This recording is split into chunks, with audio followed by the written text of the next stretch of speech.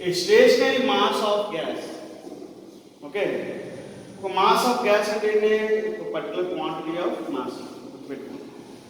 Stationery mass of gas అంటే కొంత gas 1 kg అని అవ్వచ్చు, 2 kg అని అవ్వచ్చు. Stationery constant mass. ఓకే, వాడు ఏమన్నట్టు mass of gas is compressed అంటే ఎలాంటి, ఫర్ ఎగ్జాంపుల్ ఎలా ఉందనుకోండి. సో ఇది ఇందులో గ్యాస్ ఉంటుంది. ఓకే, దీన్ని కంప్రెస్ చేశాడండి, అంతేనే కదా వాడు అనేది. సో ఇది 1 kg అనవచ్చు, అంతా అవ్వచ్చు, స్టేషనరీగా ఉందనుకోండి. Okay, stationary mass of gas is compressed without friction from the initial state. Initial state దీని యొక్క వాల్యూమ్ ఎంత అన్నారు? 0.3 metre cube. Okay, 1 metre cube of 1 metre cube area ఎంత? అది ఎలా చెప్తాం మనం? 1 మీటర్ క్యూబ్ ఆఫ్ ఏరియా అంటారా? చూడండి ఒకసారి, అసలు 1 మీటర్ అంటే ఎంత? ఎంత? సో 100 సెంటీమీటర్స్ అంతే కదా. 100 సెంటీమీటర్స్ అంటే సో ఇది 10 సెంటీమీటర్స్. అలా ఈ మాత్రం డిస్టెన్స్ 1 మీటర్ అంటే నేను ఇది ఎంత తీసుకుని ఇది ఎంత తీసుకుని అలాగే ఇది కూడా అంత తీసుకున్నాను, అలాంటి టప్ కూడా తీసుకున్నాను అనుకోండి, దాన్ని మీటర్ క్యూబ్ ఆఫ్ ఏరియా అంటాం అన్నమాట. అని చెప్తాను చూడండి.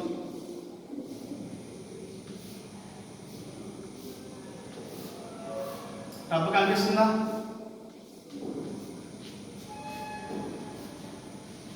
ఇది మీటర్ క్యూబ్, మీటరే, ఇది మీటరే, ఇది మీటర్. సో ఇప్పుడు ఏరియా ఎంత అవుతుంది?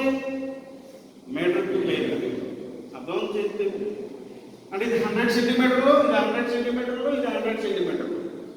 మళ్ళీ చెప్తున్నాను, ఈ హైట్ మీటరే, ఇది మీటరే. ఓకే, అలాగే అది కూడా మీటర్. ఇప్పుడు 3 ఆర్ మ్యూచువల్లీ పర్పెండిక్యులర్ కదా.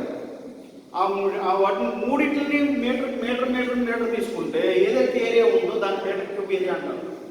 1 మీటర్ క్యూబ్ ఆఫ్ ఏరియా గుర్తుపెట్టుకోండి. ఇప్పుడు ఇది 0.3 మీటర్ క్యూబ్ ఆఫ్ ఏరియా అంటారు, అంటే తక్కువే కదా metre cube of area. Okay, మీకు ఇమాజిన్ చేసుకున్నాంటే ఈ మాత్రం ఏరియా ఒక టబ్బు, చిన్న టబ్బు పెట్టి లాంటిది. ఓకే, దాంట్లో తీసుకున్నాడు అంటారు. ఎంత తీసుకున్నాడు చూడండి. Stationary mass of gas is compressed without friction from the initial state of 0.3 meter cube volume.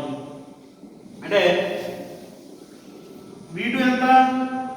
సరే సొల్యూషన్ చూడండి.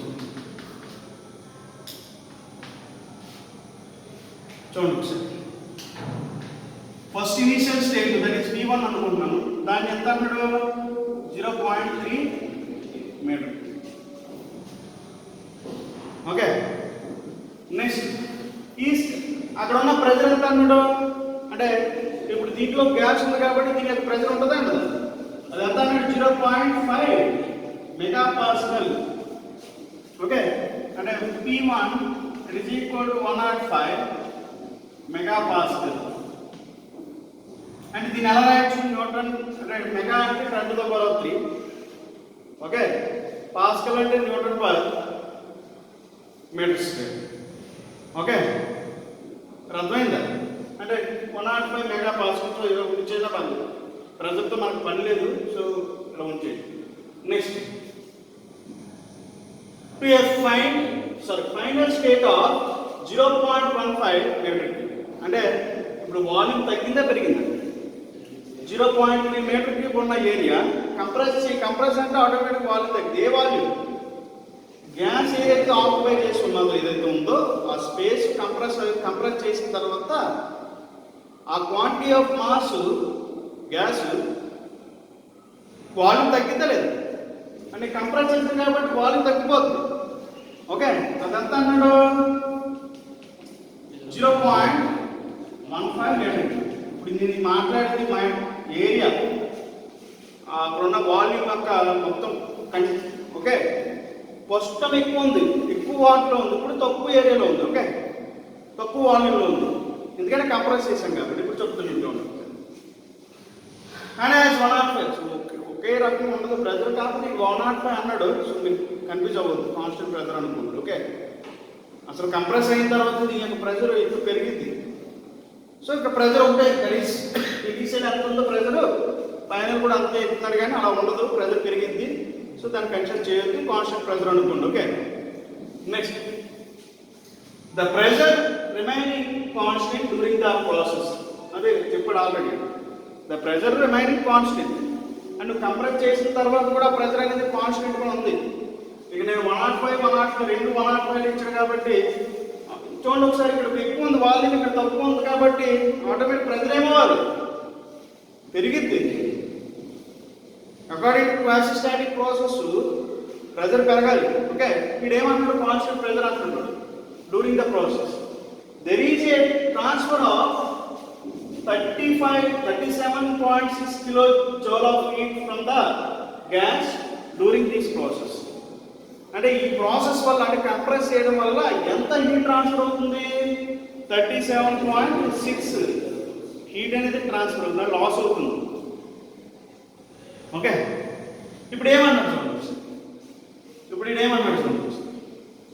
డ్యూరింగ్ ది ప్రాసెస్ ఇదేమన్నాడు, how much does the internal energy of the gas change. దేని మీద ప్రాబ్లం ఇది, first law of thermodynamics.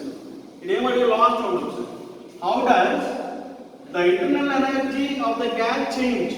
అంటే internal energy change అవుతుందా, compress చేసారు కాబట్టి ఆటోమేటిక్ చేంజ్ అవుతుంది ఇంటర్నల్ ఎనర్జీ. నేను అదే చెప్తున్నాను, ఆ ప్రాపర్టీస్ చేంజ్ అవుతుంది. కంప్రెస్ చేసి ఎప్పుడైతే కంప్రెస్ చేసామో అది బ్లాస్ట్, అది దాని ప్రెజర్ చేంజ్ అయిపోతుంది, వాల్యూమ్ డిక్రీజ్ అయింది కాబట్టి టెంపరేచర్ కూడా రైజ్ అవుతుంది. ఓకే, ఇప్పుడు చేంజ్ ఇన్ ఇంటర్నల్ ఎనర్జీ, ఎంత ఇంటర్నల్ ఎనర్జీ చేంజ్ అయింది, ఎందుకంటే మాలిక్యూల్ మధ్య పొల్యూషన్ ఏర్పడదు, దానివల్ల బ్లాస్ట్ కూడా అవ్వచ్చు. అంతేనే కదా, ప్రెజర్ ఎక్కువ అవడం వల్లే కదా బెలూన్స్ పేరుకోవడానికి కారణం. మనం ఫోర్స్ అప్లై చేసి వైర్ ఇచ్చి ఇస్తే బెలూన్స్ పగులుతున్నాయి అంటే ఏంటి, ఇంటర్నల్ ఎనర్జీ కొలిజన్ అనేది, ఎయిర్ యొక్క కొలిజన్ అనేది పెరిగిపోతుంది. ప్రెజర్ అనేది ఆ బెలూన్ యొక్క వాల్స్ మీద అప్లై అవుతూ ఉంటాయి. సో ఎప్పుడైతే ఇంటర్నల్ ఎనర్జీ పెరిగిపోయిందో ఆటోమేటిక్ బ్లాస్ట్ అనేది లిబరేట్ అవుతుంది. ఓకేనా, ఇప్పుడు అది ఏమంటున్నాడు, ఆ ఇంటర్నల్ ఎనర్జీ ఎంత చేంజ్ అయ్యిందయ్యా అని అడుగుతున్నాడు అనమాట. అర్థం కాదు, దేనివల్ల, కంప్రెస్ చేయడం వల్ల. ఓకే, సో మనకు ఆల్రెడీ తెలుసు వర్క్ అంటే ఏంటి చెప్పాను, అంటే ఇక్కడ మీరు V2 = final state 0.15 metre cube, అక్కడ కూడా P2 = 105 మెగాపాస్కల్. ఓకే, మనకు తెలుసు వర్క్ ఏమని చెప్పొచ్చు, వర్క్ సో PV, అంతేనే కదా, ప్రెజర్ ఇంటూ వాల్యూమ్, అంతేనే కదా. సో P ఇంటూ వాల్యూమ్ ఎక్కడ చేంజ్ అవుతుంది, ప్రెజర్ కాన్స్టెంట్. ఓకే, అర్థం చెప్పింది, V2 మైనస్ V1, ఎందుకంటే upper limit minus lower limit, that is V2 minus V1. ఎంత వర్క్ చేసామనేది, అంటే నేను కంప్రెస్ చేశాను అన్నాను కదా, అది చేయడం వల్లే కదా ఇది ప్రాబ్లం, ఇంటర్నల్ ఎనర్జీ చేంజ్ అయింది. అదే కదా మనం ఫైండ్ అవుట్ చేయాల్సింది. అక్కడ ఎంత వర్క్ చేశాను, పైన వాల్యూమ్లో చేంజెస్ వచ్చినాయి రాదు. ఇప్పుడు చూడండి ఒకసారి, ప్రెజర్ ఎంత, 105 ఇంటూ V2 ఎంత, 0.15 మైనస్ 0.3 ఎంత వచ్చింది, క్యాలిక్యులేటర్లో కొట్టండి, 15 సంథింగ్, డైరెక్ట్ చెప్పండి, అందులో ఉంటుంది 15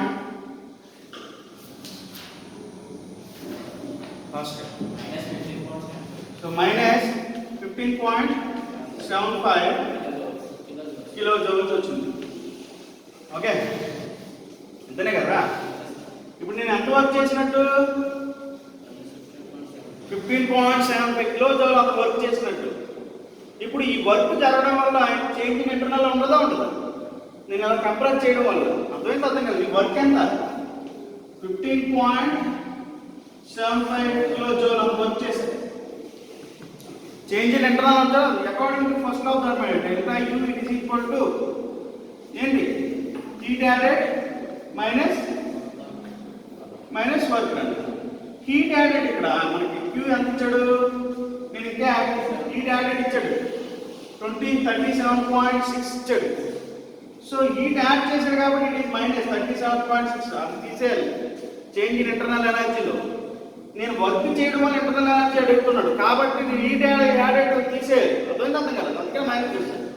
ఇప్పుడు చూడండి ఒకసారి, ఇది ఏమవుతుంది -37.6. Q అంటే 37.6 -15.75. ఇప్పుడు ఎంత అయింది?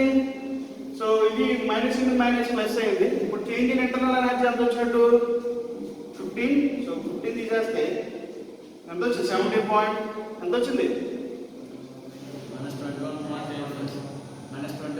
-21.85 కిలోజౌల్.